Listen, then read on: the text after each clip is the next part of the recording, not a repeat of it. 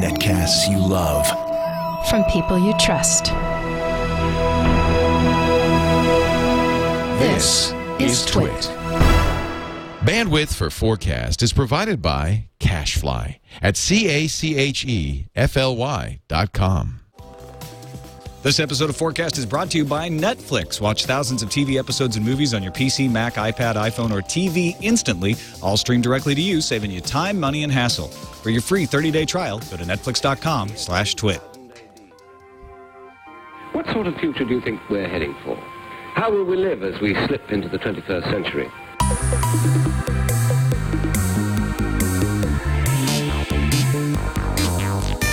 Welcome to FourCast, episode 106. I'm Tom Merritt.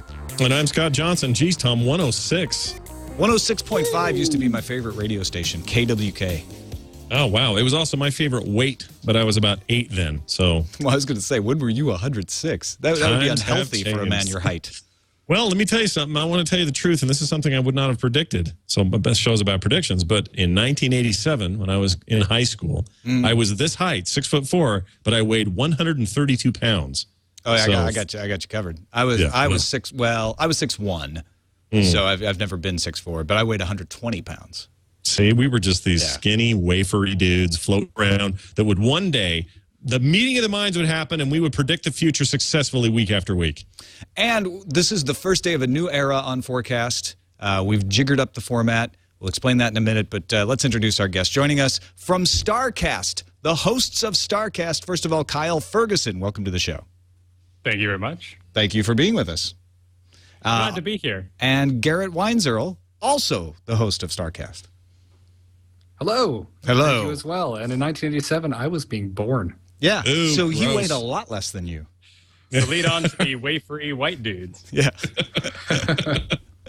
All right, well, thanks you guys for joining us. Appreciate you taking the time to hang out and do some predictions. Like I said, that's a newer format. FourCast used to do 3 predictions from each guest. To give us a little more time to kick predictions around, we're now just going to go to Garrett for his predictions, and then, or actually we'll start with Kyle. We'll go to Kyle for his predictions, and then Garrett for his predictions. Now, if they only have one, we'll just talk about that one. If they've got a couple, or maybe they think of one while they're talking about the first one, we'll give it a little more breathing room, right, Scott? Yes, and the whole idea is to be able to let us not feel like, oh, shoot, look what we've done with our middle of the show prediction. We've created some great conversation surrounding a really neat idea, and we haven't been able to really get our heads around it, or we haven't given it the time it really deserves, and we're pressured by the realities of life to move on to the next thing because we still have more predictions to get to. This will really give us some nice breathing room, and will still give us a chance to shoot off in directions we didn't expect, and I'm personally pretty stoked about it. So thank you, guests, for being here on our inaugural sort of not relaunch, but, you know, our tweaking of the format. We're glad you guys could be here to try this with us. Still 4 segments, though. The first segment, prediction from the listeners. Second segment, one of the guests. Third segment, other guest. Fourth segment, 4 questions. 4 questions not going anywhere. So let's start with that prediction from listeners. Sean Burnett wrote in and said, here is my crazy-ass prediction. Sorry, Sean, we don't do that anymore. So we're skipping. No. He says, in the far, far future, once we have colonies in space and have been living there for a while, reality shows will still exist. The most popular shows will involve modern-day daredevils. There will be a show that pits people against each other to fly spaceships as close to the sun as possible. Think of it as a future chicken game, but the chicken, meaning the sun, will always win if you get too close. People will tune in every week to see if someone else has the guts or skill to fly closer than the record and possibly die or peel out at the last second. Wow. This works with one important, I think, condition, and that is that it's going to have to be like professional racing or NASCAR or something, where it isn't just about the guy and him pushing the limits. It's going to be about his team and how well this year they've made their ship so that it can get that much closer or push the limits of the last record.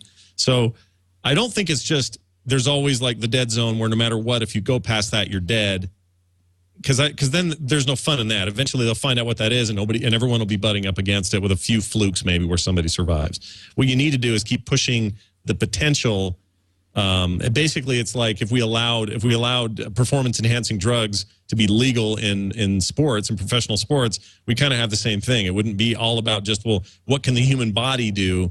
It's now what can the human body do as augmented by really smart, biotech dudes and really smart teams of people who are pumping you full of stuff. It'd be the same thing for your ship. If your ship was better and your ship was made better than the one you had last year, perhaps you can eke another, 12 milliseconds out of your time. And that would be a really fun competition to watch. In fact, I think it's the only way to do it, because it can't just be, no matter what, as soon as we hit that point, we're dead. You can't regulate it too much to stop the ships being developed better. It has to be about the ships and them getting better. I looked at this and I thought, okay, I like where he's going with it, but he kind of stopped before I was done. I was like, all right, closest to the sun. There you go. That's one. Maybe you get a season out of that, then people get bored. Or like some people in the chat room are saying, once you get to the theoretical limit, how much closer are you going to get? That's it. Like, there's no more competition. But I like this idea of modern-day daredevils or future-day daredevils. So I was trying to think of what other sort of daredevil stunts you could do in spaceships in the future. Like, yeah, go ahead. I mean, if you ever watched an episode of Star Trek, the only thing you do when you get close to the sun is time travel. So, if anything, the reality show would be first to go the speed of light and time travel. Well, actually, Kyle, in the episode Relics, inside the Dyson Sphere, Enterprise D had to stop before the photosphere, and there was no time travel involved, except for, if you count Scotty being trapped in the pattern buffer. Nerd. I watched it last night, just by total coincidence. Funny, really? That's the only reason I know that. What a weird thing for you to watch, just kind of randomly on Yeah, but no, you're right. It's always the slingshot effect, right? You go close to the sun, you go back in time. Yeah. And I wanted nothing more than to come on this show and say that reality shows are going to end.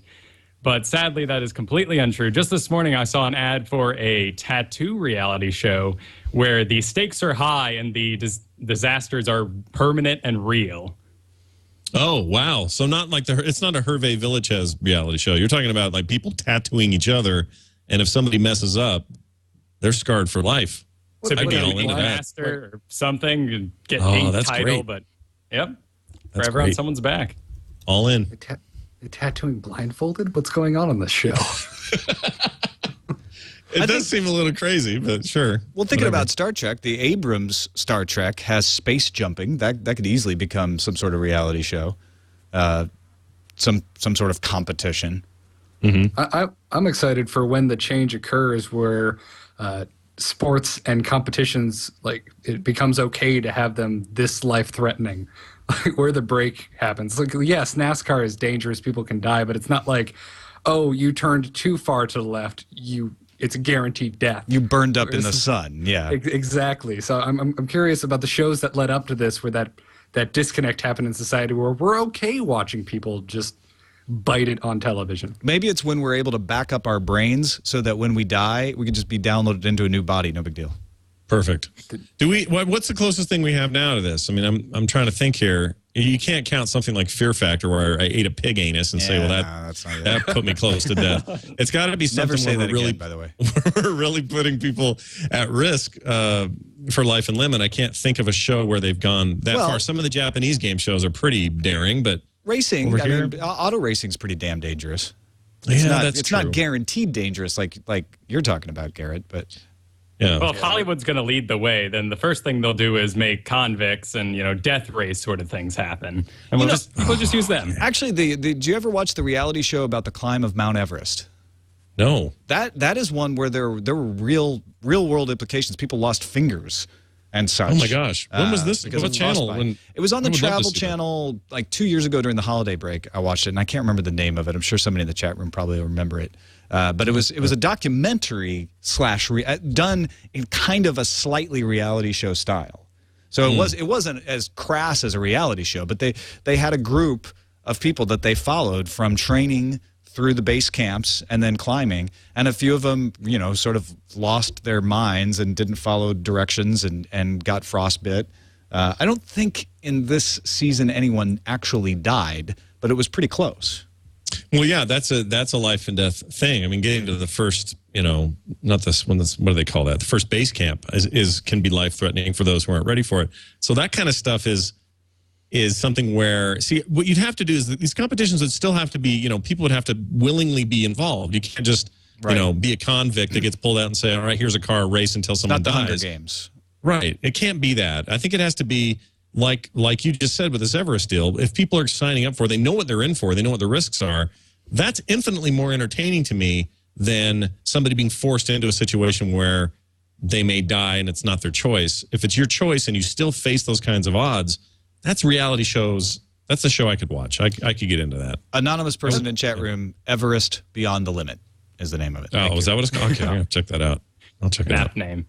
Yeah. Everything you just explains, described, Scott, was kind of what I was hoping Survivor would be when it originally came out, and they were kind of hyping up the show. Seems like forever ago now, but they made it seem like, they might starve to death. They have to fight through the elements to survive and win, and then you got to it, and it was just some naked old dude in a tree. That's true. That was basically Pig Anus and Jeff Probst. That's your show. And that's not enough for me. I need more than those two things. Naked Old Dude in a Tree is my Lindsey Buckingham cover band, by the way. Lindsey Buckingham, what a weird thing to pull out of the sky. I love him. Anyway. All right. Well, that's it. Thank you, Sean, for that thought-provoking prediction. Send us your predictions, folks. Email them to us. FourCastPodcast@gmail.com. That's FOURCAST podcast@gmail.com. Or you can post them up on the blog, fourcastpodcast.com. This episode of FourCast brought to you by Netflix, streaming thousands of TV episodes and movies directly to you instantly, meaning you can watch the movies that Scott Johnson covers on FilmSack. Yeah, fantastic stuff on there. We just saw, I was going to mention, what the heck was it last week? Oh, we watched Stripes, the Bill Murray comedy from the 80s. And it's so fun to go back and see. Yeah, so you go back and see these old movies and you're not sure what holds up and what doesn't. Netflix just makes it so easy to I should have forced my way onto that. Stripes was my favorite movie growing up. Yeah, I would argue that your favorite movie growing up was the first half of Stripes. I would say that after this viewing that I saw recently. I liked the whole thing, the whole German part. Oh, it gets bad. Yeah. No, I'm not saying it is good. I don't like it's not my favorite movie anymore. Right. In junior high, I was like, yeah, Bill Murray is the man. Yeah. Yeah. It was really, really good. And without Netflix, we'd have no way to watch this sort of stuff in the regularity that we do. It's fantastic. I couldn't have thrown out that Relics thing at Kyle, the Star Trek reference earlier, if I hadn't been watching Star Trek The Next Generation on Netflix last night. So try it out for free. Netflix.com/twit. You get 30 days free if you're not a Netflix subscriber. Or if you are a Netflix subscriber and you know someone who isn't, pass along the URL to them. They can try it too. Netflix.com/twit. We thank them for their support of FourCast. All right, let's get into the main predicting. And Kyle, we're going to start with you. How many predictions do you have for us? Just the one? Yeah, just the one. All right. One's kind of, out there. So let's sink I'll our go teeth with the main into one here. Yeah.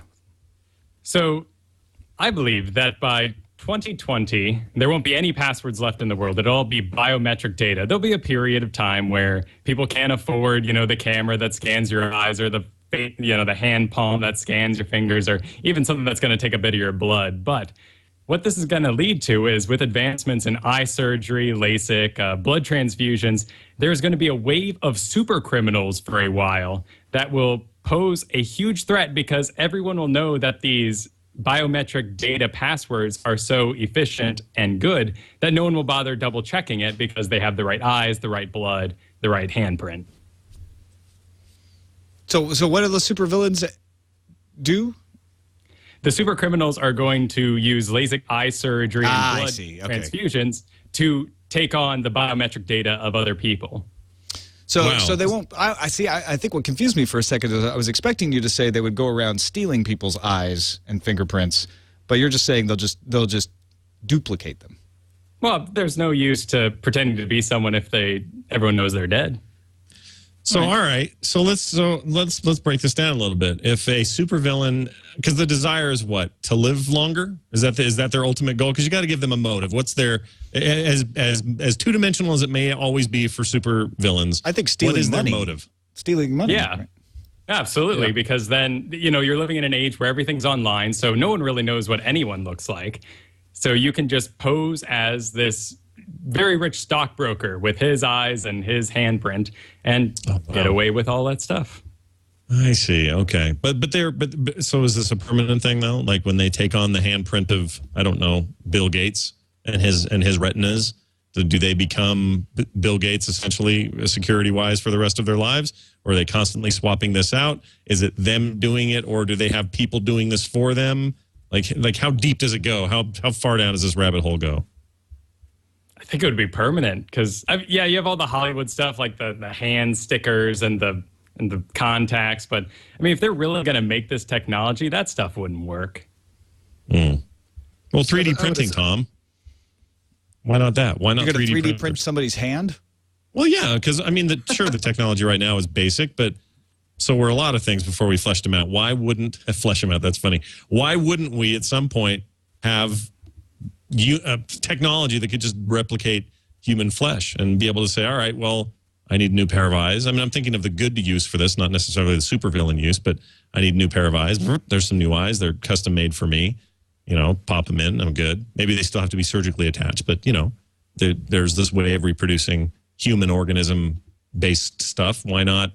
Why couldn't that be possible? Why couldn't I go buy that at Best Buy and plug it in at home? Anyone can answer that. Doesn't matter who. Why couldn't Scott buy that and plug it in at home? Why not? It's a terrible question. No one can tell you why. If you've read the biggest scientific marvels of 2011, there's some disgusting stuff in there. But for the most part, if you want to grow a human organ, our current technology, you have to grow it inside of someone else. You can't do it inside a cow. You have to actually do it inside. There was one that was just really disgusting where someone had to grow a working eyeball, and they used a part of the gums because the tooth hole, where a tooth used to be, that's what they used to hold an eyeball. And they grew it there in that person's mouth. How much do they pay to be the host for that? Because I got some loans I have to pay off. Oh, dude. So where did they grow it? You said they grew it in his mouth? Yeah, Did I hear that right? This guy was blind in one eye, so they were going to give him a brand new eyeball. And the way they made it was they got a small little camera, and to hold this tiny little camera in his eye socket, they removed a tooth and grew part of his gums to hold this tiny camera. Oh my gosh. So that's more of an implant. I mean, that's like cybernetic. We're not talking about an actual fleshy eyeball. It's like you had to grow one in there. This is a machine, basically, seeing for him, right? Yeah. Oh, weird, dude. That's crazy. That's some wicked I stuff. think the biometrics are going to be a problem with your 3D printing idea, Scott. Yeah, you're probably right. Because what they're going to do is they're going to be more sophisticated and look for, a pulse or look for the ability. I know that some of the iris recognition right now can't be fooled by a dead eyeball. I have been told. I haven't tried it. Right. But they say that the form of the cornea changes, and they detect for that to make sure that it's actually in a living being. Right. So you couldn't do like the Minority Report thing, probably. You could do a transplant. You could gouge my eyes out and put them in someone else, and then use that to. Yeah, but having him in a baggie. Having him in a baggie and holding it up to some kind of sensor is probably not. I would think no. I think they would work on that. So these mice that they grow ears on, human ears on mice, that seems like we're going down that path. Why not? I'm not saying all our organs will grow on a mouse, but I thought you were saying we'll have to get into our computers using our ears. No, earlobe print. No, wrong kind of mouse. But honestly, like when you see one of those mice walking around in its cage with a big human ear on it, I mean, it's a fully formed, fleshy, regular looking human ear. You could stick that on anyone's head and you'd say, oh, that's their ear. That seems like way down the road, like further down the road than maybe there's a huge block there. Maybe ears is as good as we can do. Because really it's just, growing cartilage based on essentially a DNA blueprint. And maybe that's just much simpler. And I don't know enough about it to say, but that seems like a step in the direction that Kyle's talking about. And I always think of these things like, how can they be nefarious in the future? Like, how can it be used for evil? And I don't know exactly what those ramifications are. Obviously, he's hinting at it with his prediction, but it seems like whenever we come up with a way to connect the world with the internet, the hackers, the mean hackers, the bad hackers. I know we don't like to use that word, and it's a different word for different meanings, but people that want to ruin people, take their credit card information, fake their identity, they rise up and they latch onto the tech and they figure it out. The same thing will probably be true of, building organs or figuring out ways to extend human life. And I don't know what those ways are yet, but those ways those kind of things always freak me out a little bit. So we go from mice wearing an ear to, new eyeball, growing it in your mouth, popping it in your socket. We're probably looking at, what, hundreds of years, Kyle? What would you say? What date would you put on this prediction? I mean, according to IBM, they're saying that biometric data is going to replace all passwords. Their prediction is 2017, which is really soon, like right around the corner. Yeah, it is. And you figure there's going to be some time where it's going to be too expensive for everyone and not everyone can have it. And then there's a whole period of time where, it's got to be advanced enough where everyone gets comfortable using it. But there will be that period of comfort where everyone accepts it as completely infallible. And at that point is when these guys will be able to strike with their technology. And, mice ears. I think it's got to be retina. There's no way to replicate a retina. You sure? That's what I'm reading right here at this on the internet. So it must be on the internet. Yeah. Oh, so Garrett, I'm sorry, Garrett, you were going to say something. I said to bring it back to how long these malicious hackers or thieves would have your identity. I can't imagine it being indefinite, because if you are still alive and someone hacks your account, I can't see this being any more inconvenient than current day credit card theft. So I get on, I notice that there's $300 charged to my account that I obviously didn't pay for. That wasn't me. I just call the bank, prove that it's me. They shut it down and issue me new credentials. Right. And based on and not issue you new fingerprints or a new retina, but new credentials based on the fingerprint or the retina. Yeah, like a new account number or a new card, or whatever the equivalent will be when this stuff is adopted in 2017. It's horrifying. Fingerprints are pretty good, but one thing I was just reading, twins have very similar fingerprints, but they're not the same because of environment, because burns and nicks and cuts and things will affect the way the fingerprints look. Are they otherwise identical though when they're born? They're mostly identical, yeah. Huh. That's interesting. So they could clone you to get your fingerprints, I guess, but not the retina. That feeds into Kyle's dystopian vision, which is, whenever you talk about supervillains, typically they got jacked up families, and so there's probably they erase their fingerprints. Yeah, they got a twin somewhere who's nice and good, but you snuck into his room one night and burned his fingertips, and now that guy can't do anything about your evil way. Nat in the chat room points out you still need a something component, so he's arguing for second factor authentication. Something you have is your fingerprints, your retina, etc. Then there should be a second factor, which is something you know. And that'll be just like what we do now. Be dumb questions like, who was your favorite pet growing up? Yeah. So scan my eyes, scan my sweet fingerprints, and what's your dog's name? See, the future is not all that different from today. It's what we've learned today, by the way, folks. Except for the supervillains. And the time travel around the sun. And yes, and that too. Yep, all of that. All right, Garrett, let's move on to your prediction, or predictions, however many you have. Lay them on us. Well, I believe that within the next decade or so that we are going to see a entertainment plateau, whereas I believe that like 3D, HD, video game hardware, all of the superficial portions to how we enjoy our entertainment, it's going to plateau. It's like not going to get any better. CG is going to look as good as it's going to be able to look. Video games are going to look as nice and as high res as they possibly can. And 3D, at least I hope, will just have died off completely.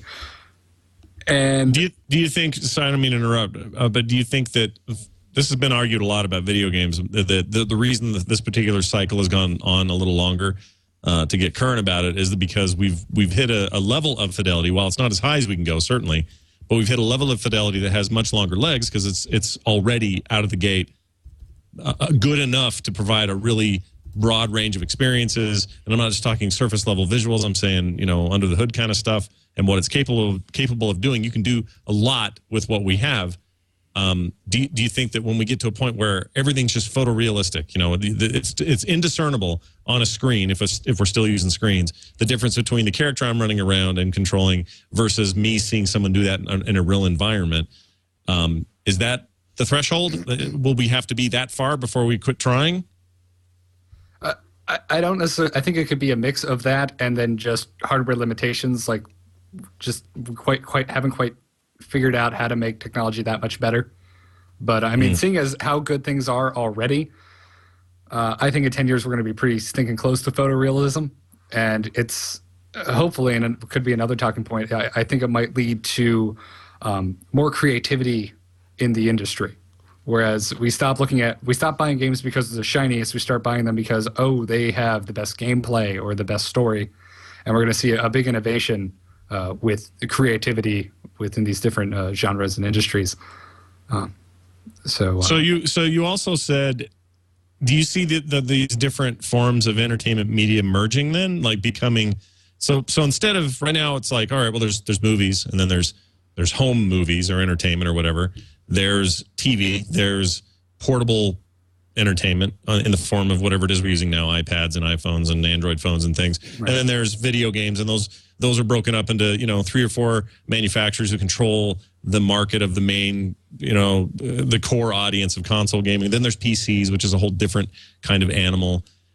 Is your future a future where all of these mediums no longer have not just competing platforms, but platforms altogether are just sort of gone? It's a singularity, really, of platforms when it comes to entertainment. So the thing that is producing a film for you is the same thing that's producing a video game experience for you. And they're using the same technology to reproduce actors doing things and your character doing things and your ability to interact with that and play your music for you. I'm probably not articulating this in the way I mean to, but do you see what I'm saying? Do you see it as one big unified platform in this future? I don't, in the way that I think you're trying to describe, saying that there is no more platform. There's just entertainment, and it's all these things, and we consume it through very similar means. I think we'll always have, we watch a movie, or we come home and we play a video game. I don't think they'll be synonymous with one another in the future. However, what you were saying about how we use kind of the same technology to make these things, I mean, a lot of that already happens. You have Maya and ZBrush and 3ds, 3D Studio Max, which are used by both industries, both movies and video games, to accomplish similar goals. Sure. But still companies providing a competitive environment where that's where the innovation is coming from. So in other words, this utopian future where the systems are sort of unified and we hit that plateau, it'll still be a company or a consortium of companies that are bringing us that innovation. It isn't like we're all of a sudden just going to become like Star Trek, which I think is an interesting conversation in itself. Maybe we want to talk about that a little bit here. But the idea that everybody quit competing in the future, according to Star Trek, this is an appropriate conversation to have on FourCast, I think. And we all just sort of pooled our resources and our energy and our talents, and we worked for the common good on everything. So if we innovate and build a new starship with great new warp technology that didn't exist in the last class, it's because for the common good of man and alien alike, and nobody made any money on it, and it was just this thing that we did. How does that fit within your vision of this future of entertainment? I guess I'm a little more of a cynic because I can't see that ever happening. But I don't see that huge of a merge, because I always think there will be somebody who thinks they can do one specific thing better than the company that's doing multiple things, and they're going to branch off, come out with the new video game system that only does video games, it doesn't do movies or anything like that, that all they work on is video games, and they're going to come out with this product, and it's going to excel because they put all of their resources into making this one thing better than the previous. Kyle, are you as equally as cynical about the future? Do you think mankind will never figure out a way to just make stuff because it's good for us, instead of making stuff because it gives us a competitive advantage or makes us more money, makes us more powerful? How do you feel about the future of entertainment in that light? Well, I'm certainly an optimist, but I think a lot of this comes from the need to make money. I mean, what happened with Avatar is everyone saw it. Oh, my goodness, it's the best movie ever. I love it. The 3D is what made it, is what many movie producers thought. So they made all these 3D movies, just throwing them at the market, thinking that was what made that movie great. And I mean, speaking of graphics, I can't ever see a time when graphics are not going to get better, because I remember seeing The Mummy and The Mummy Returns and just being like, man, that is as good as it's going to get. Like, that's the best. Look at The Rock's head on that scorpion body. That's the best thing ever. Well, that's a good point, because I feel a similar reaction to the idea. And I'm not saying that Garrett's going to be wrong. I think it's equally possible that we get to a plateau. But I always feel like every advance we make, we look at and say, my gosh, this is amazing. How everything else looks awful. And then after a while, we get used to it. HD is a great example. When I first saw HD, I was like, oh my gosh, it's like I could reach out and touch a flower. It's like I'm seeing it in real life. And then after a while, you start to realize the differences between that and real life. You start to adjust and go, well, yeah, actually, except that's a little wrong, and the shadowing is a little off. And there's always going to be reality, right? And reality is 3D. So I put it to you, Garrett, because you were saying kind of poo-poo on 3D, which I totally agree with you, by the way. But can we plateau without conquering 3D? Wouldn't we have to have that sort of simulation where when you look at it, you see depth and you see reality for it to actually get to that we can't get any better level? When I said it was going to plateau, I didn't mean that I didn't think it was going to get any better ever again. I was saying that the way we currently like the way we currently view progression is just higher resolution, better graphics, higher resolution, better graphics. Mm-hmm. The first thought that what sparked this was CES and like the 4K televisions, and it's just like, wow, that's nice, but does anyone really care? Yeah. You don't care until you go and see one, and then you're like, whoa. Oh, yeah, then you care. And you drool a little. But see, I don't think you're wrong, Garrett. I think you're right that I mean, I've been through a bunch of these cycles, even more than you. Yeah. When you were born, I was playing my NES going, it won't get any better. This thing is awesome, right? Did you just old man him? Yes, I did. I was playing NES before you were born. I'm used to it at this point. Yeah, I probably are. But you know what I mean? Like that seemed like the pinnacle of something, and it was a great step forward. But then, right. The 16-bit era came, and we went, oh man, look at this. And I know we're not talking just about video games here, but they're a great sort of place to place this conversation, because it is all about that progression of technology. And then, one year to the next, who looks better? Why do they look better? When do PCs start looking better than consoles? And then when are we waiting for the next console phase? And I've been through a bunch of these and been excited about everything coming next. This, I think, is the first time, and I'll admit, some of this might just be, you get older and you start changing the way you view things, but this is the first time with whatever the next rollover is going to be, where I'm kind of in that boat of going, oh man, we're going to do this again? Like, we're going to just keep doing this? Can't we just hit whatever our ultimate thing is and then just stay there? And, I have friends that get conspiratorial about it and say, oh, we've been able to render stuff and make people look like they're real-time people for a long time, but they just trickle this stuff out to make more money. And I don't believe that either. But all of those things sort of taken into account kind of just make me grumpy about having to deal with this big new fight again, and all this, Coke versus Pepsi conversation that I'm going to have to deal with, for the next generation, and who's going to end up on top. And some of that's fun, and I like to follow the industry for some of those reasons. But as a player, I would love it if we could just say, put these little nodes on the side of your head. Welcome to the virtual world you're in. It's Lawnmower Man writ large, and now it's all working, and I don't have to think about it. I'm not going, ooh, the graphics are so much better on this PlayStation 8 than they are on that Xbox 9000. I don't have to talk about that anymore. A lot of it's going to come down to when these things stop being gimmicks and start being used correctly. Like the 3D, it's a great tool for helping an HD picture stay in focus. So I know, because that thing is closest to the screen, that he is important and I should be watching him instead of all the other stuff I can see in the background now. Yeah, I agree. And I think 3D, I kind of get where Garrett's coming from a little better now, which is 3D came out and we said, yeah, it's better, but we don't care. It's not being used properly in a lot of cases, as Kyle points out. And it's not enough better for us to really bother. Like, we plopped down our extra movie money for a while, but that's starting to tail off. So I think it's a really much more interesting prediction to say, well, it's not that our technology will get to the point where we can't distinguish reality from film. It's that it'll get to a point where we don't care if it looks better. If we're looking at it and we're like, yeah, I guess it looks better, but you know what? It's not really worth the extra $1,000 for the new TV for me to upgrade to it. And that I had. Yeah, go ahead. There was a kind of a second part to this prediction that was less cynical. I was in 10 years, maybe 10, maybe 20. We were going to hit this plateau, but it was going to lead to new stuff. I would like to see 3D. I want 3D as we know it to die off. This gimmicky kind of stupid, cheap thing. But I'd like to see it used. I'd like to see it develop more to where we see it in a UI sense, like we see in these ridiculous science fiction films, like what you see in Tony Stark's lab in Iron Man 1, where he can have where he's drafting something on his computer, and then he can shoot it over to this weird 3D holograph type thing where you can see it at scale and how it would fit on his body. That's the type of stuff if we can get 3D technology to that point. I without glasses.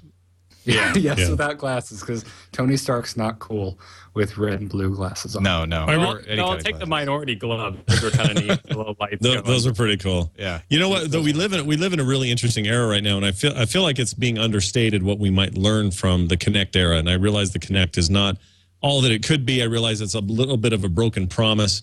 It doesn't do exactly what they said, but it does do some pretty neat things given where we're at with motion sensing tech and that sort of stuff. I think we're in for a treat after the, even though it's way too expensive and kind of ridiculously priced, but when the PC version of that thing launches in, what is it, a month? Yeah, February. I really think we're going to see some crazy crap come out of the minds of the crowd. We're going to come up with hacks and stuff that are going to be unbelievable, things they couldn't do with the 360 version because there was too much rigmarole to get it to work. It's a slightly updated sensor. There's some other stuff going on there. I feel like that thing will be looked back upon one day, and I'm sure Microsoft hopes this. But they want to be able to look back on that and go, "Wow, remember that? That was a watershed moment that led to Tony Stark style standing in his thing, manipulating vector images in front of him in midair, having resistance to those images." I mean, I had this big conversation with my 11-year-old the other day while we're playing something on the Kinect, and I said, wouldn't it be cool if that little device was somehow generating electrostatic something in the air so that I could feel resistance in the air when I would sort of make my motions. I would actually feel the things that I was supposed to be interacting with, and maybe a subtle way at first, and that gets more refined as the years go on. It's the holodeck. Sure. I mean, really, it feels like prehistoric holodeck in a way. And I don't see any reason why. I mean, this is how all innovations come. We start with something small like that. It sparks some interest, imagination, and innovation. And pretty soon we're doing things like, whatever the ultimate goal is. I mean, I remember seeing Microsoft Surface when they first showed that video a few years ago on YouTube, or it would have been, and now it's been a while, like early aughts, right? And you saw these guys doing this on this table, moving images, stretching stuff out, moving photos around, rotating them. And none of us thought that we'd have that in our hand anytime soon. But we all got iPhones and later other devices that suddenly that is a commonplace freaking thing. My daughter has one in high school, and she's moving things around on a screen in a way that if we really go back and think about what that looks like, then we would be jumping up and down about how far we've come.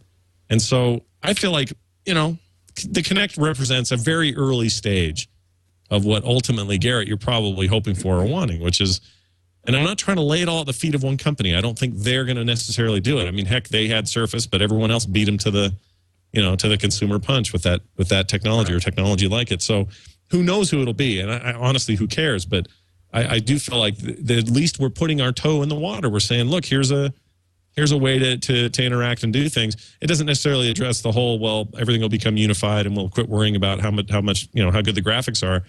That's all tied to that. But I think this next console phase will be a longer phase, just like this last one was longer. The one before it was slightly longer. We're just going to see that happen more and more until your prediction is realized and we're not worried about it anymore. Specific to gaming, but why not in other industries as well?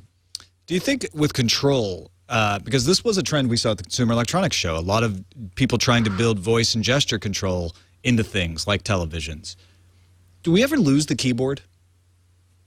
As we get better and better at gesture control and voice recognition, and even and you know, people say, oh well, you'll never want to do voice recognition for everything because you won't want to have to speak out loud if you're in a crowded office. But there's actually technology that can read your lips and tell what you're saying, so you don't actually have to vocalize. You can just kind of, you know, mouth what you want to say. What do you think, Garrett? What do you think about input that's not? Do we still need that keyboard somehow? Yeah. I think it would have to be filed under the crazy predictions for how far in the future it would have to be, because the things that are critical, that are very important, I'm thinking, you know, medical computing devices where you need some type of tactile interface to work with. You need like a joystick and some buttons, because if you're telling this, you know, surgery arm what to do and it mishears you and guts your patient on the table, is going to be a lot of trouble.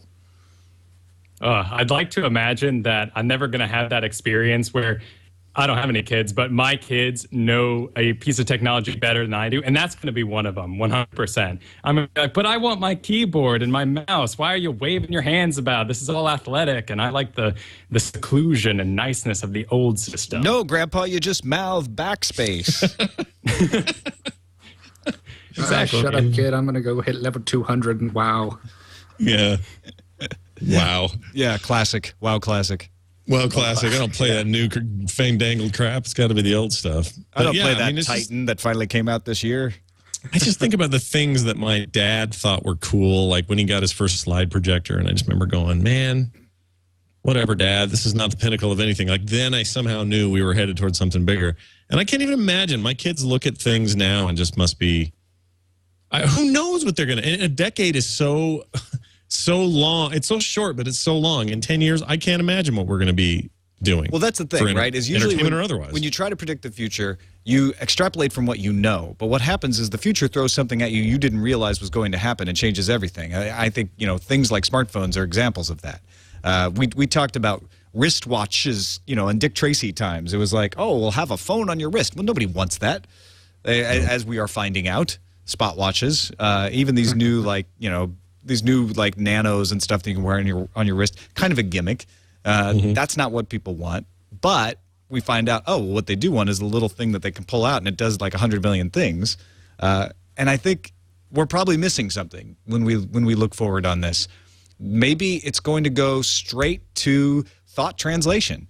I mean, we're already doing actual work where you can control a cursor on a screen with your mind.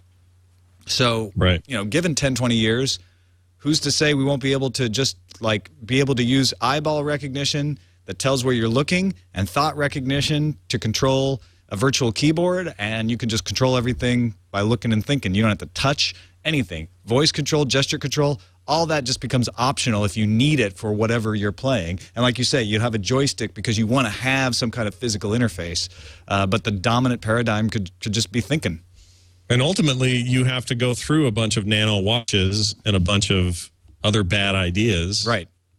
Remember the game? What was it called? 3D game. What was the 3D Game Boy thing? The stupid headset Virtual thing? Boy with Virtual the whole Boy headset. You had to sit in, basically. The red, just the red. You got to make. You have to make mistakes. I feel like that's just the world has to be just chock full of those mistakes before you hit pay dirt. And the way you hit pay dirt is you just keep, you know, you just keep littering the world with your failures until you figure it out.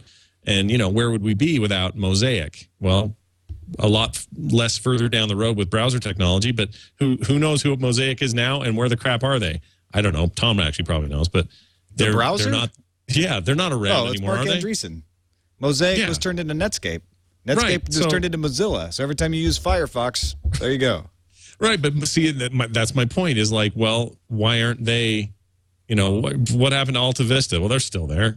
Yeah, they actually they still exist. Somebody came along and did it way better. And, you know, we may be saying the same conversation about Yahoo in a few years. What happens to them? But it's my point is actually, Alta Vista is owned by Yahoo. Are they? Yeah. I didn't know that. So you can fail, partially succeed, innovate, and then have someone take your steam away from you. It all leads to these things. And I personally look forward to Garrett's prediction because I feel like I'm tired of the rat race of who's doing it best, and I would rather get into the rat race of which experience is truly the most compelling, film or games or otherwise. That's kind of where, I didn't even think about this when I was writing up the prediction. That's kind of where we're at now, at least with consoles, because there's really no new ones on the horizon for at least 2 years. So all the games that are coming out right now, I mean, what one do we all go buy? We bought Skyrim because it was the most innovative. It was a hell of an awesome gameplay experience, and really the closest thing to a perfect RPG I played. Yeah. And the next console we're going to get is the Wii U, which frankly isn't going to be a powerhouse for graphics. I mean, it's going to look nice, but... Yeah, and the first Wii kind of tripped out of the gate as far as graphics were concerned. Yeah, exactly. Granted, they fell in a huge successful muddy pile of money. Yeah, but as far as graphics were concerned, they kind of just tripped on the start.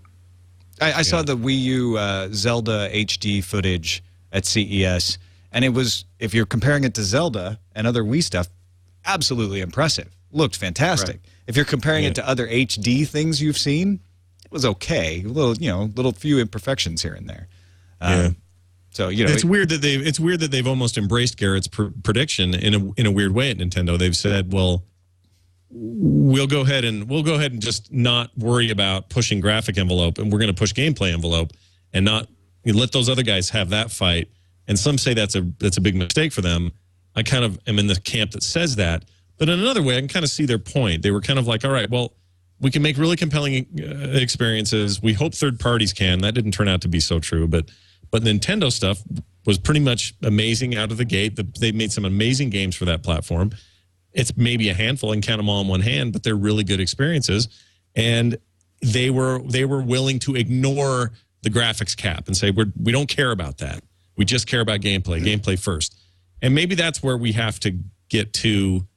When at the very least we get to a technical ceiling of some kind, we can at least then just focus on just gameplay first, and that's how you win these wars. That's how you get, be the top seller or the top publisher or the whatever, is you just make the best freaking experience and not have that be so tied to how good does it look on my TV. Yeah. Well, if you can't have your Star Trek world where there's no corporations and no one has jobs that they don't want, all this sort of thing, I guess Nintendo did do the right thing by saying, we're just going to market ours to family and kids, and we don't care about you super gamers out there. We know our market. They don't care that much about graphics. They want these experiences. We just want to make games that are fun to play, and we'll try to win on that. It worked for them for a long time. Just didn't have quite as much staying power as having your network hacked. Or Red Ring of Death or something. Right. I don't know. Right. Something like that. Wonderful highlights from the previous generation of consoles. Time for 4 questions, Scott Johnson. Yes, indeed. 4 questions. That's where we ask our guests 4 questions, rapid fire style. They are not even the StarCast guys are allowed to think too hard about it. They must answer from the gut. I'm going to ask Kyle my questions. Kyle, are you sitting comfortably, sir? I am. Fantastic. Here's your first question. Would you rather be sucked up into a public transportation tube like Futurama, or be teleported, but knowing there's always a 24% chance of failure in the teleportation technology? Teleportation. Oh. Well, I'm in Chicago, so I know I would get stuck in traffic and slammed up against some guy's butt. But I've seen timeline, I've seen the jumps, I've seen, the veins not working, so I would gladly take that man's butt over my veins not lining up. All right. Traffic is backed up on the Eisenhower Express tube.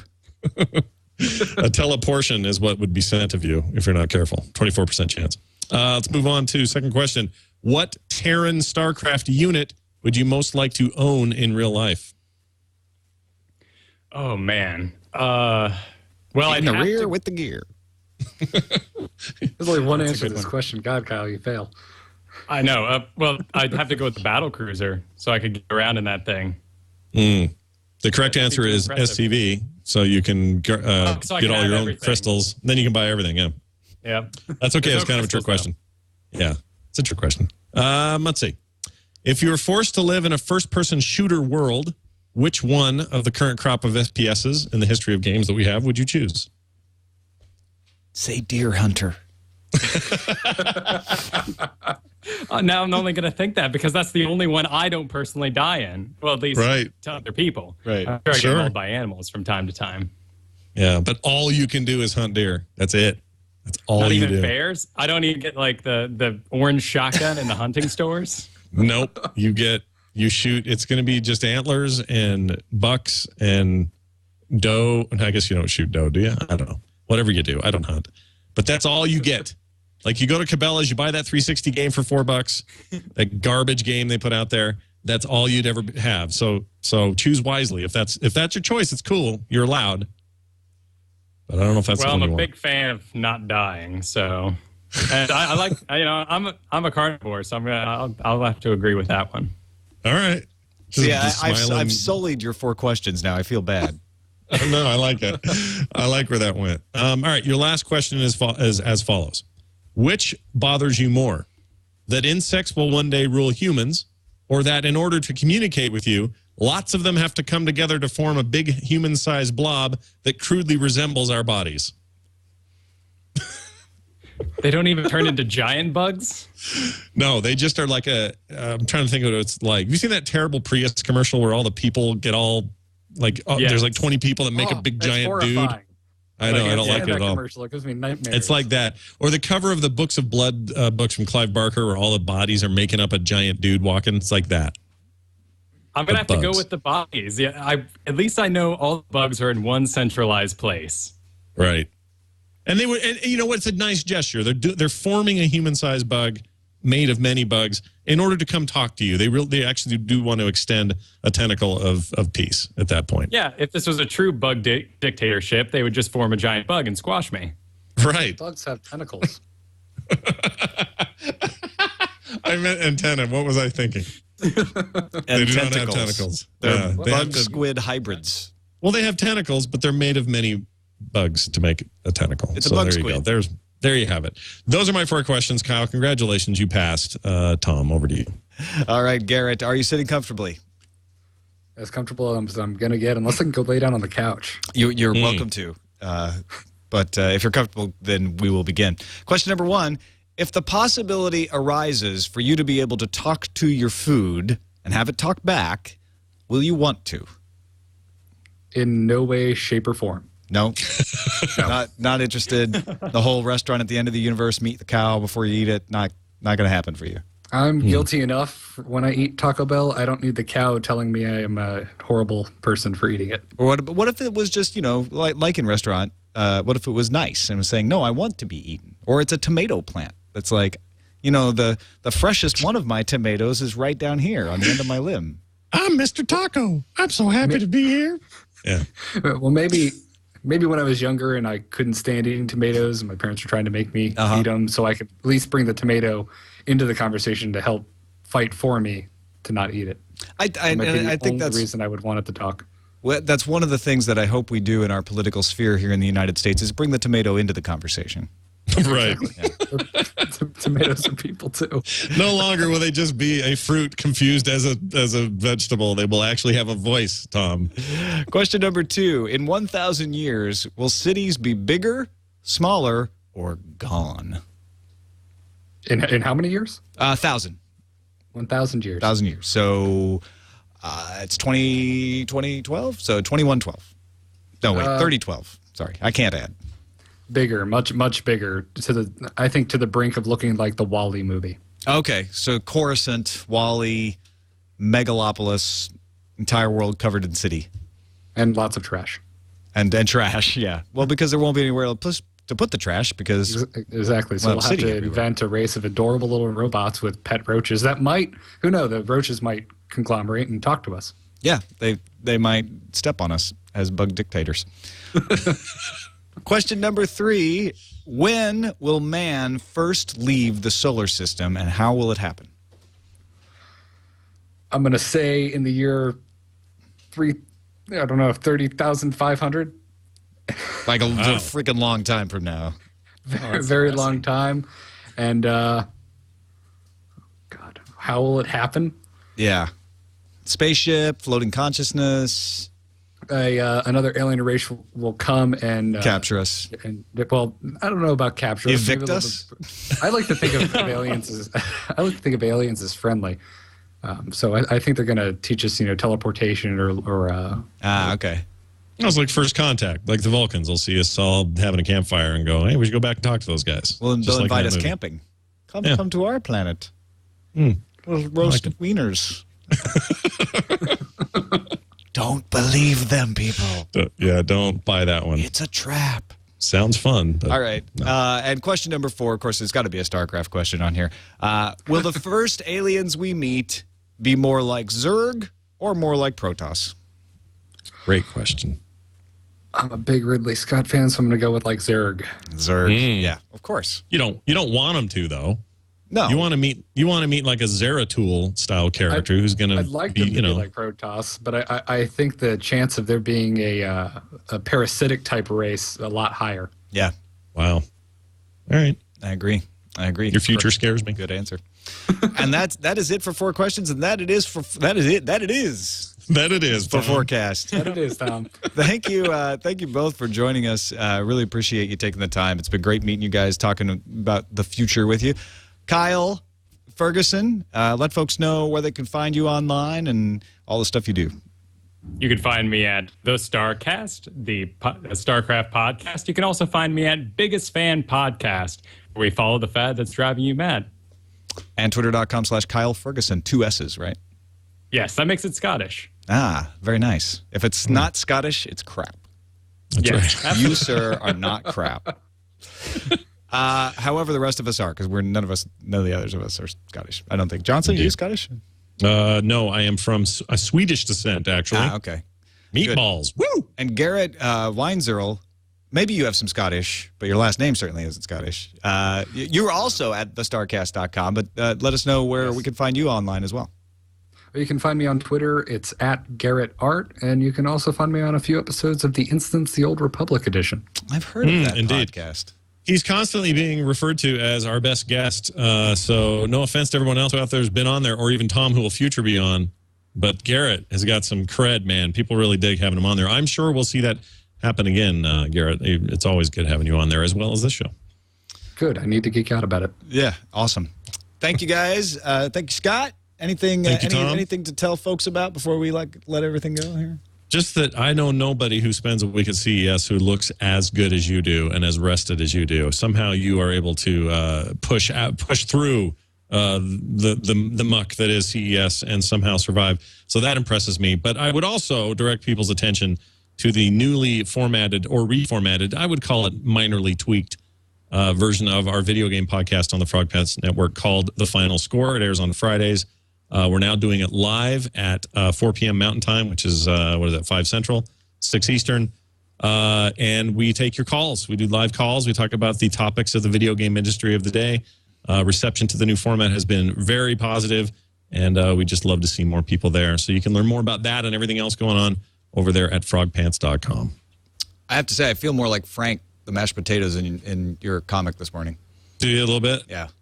The baked potato, clearly shocked at what can truly happen to his friends if he's not. I've been mashed by CES.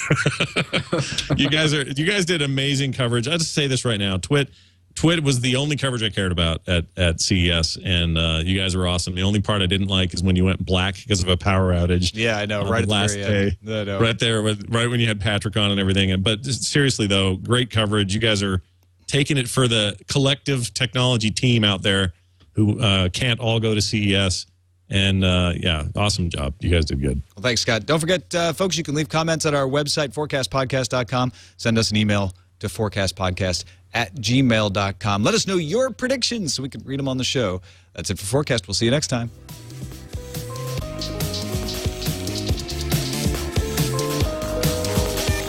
But it's only 32 years away. Raise the roof, Garrett. Dancing like a white boy. Indeed. Dancing like a white boy, dancing like a white boy.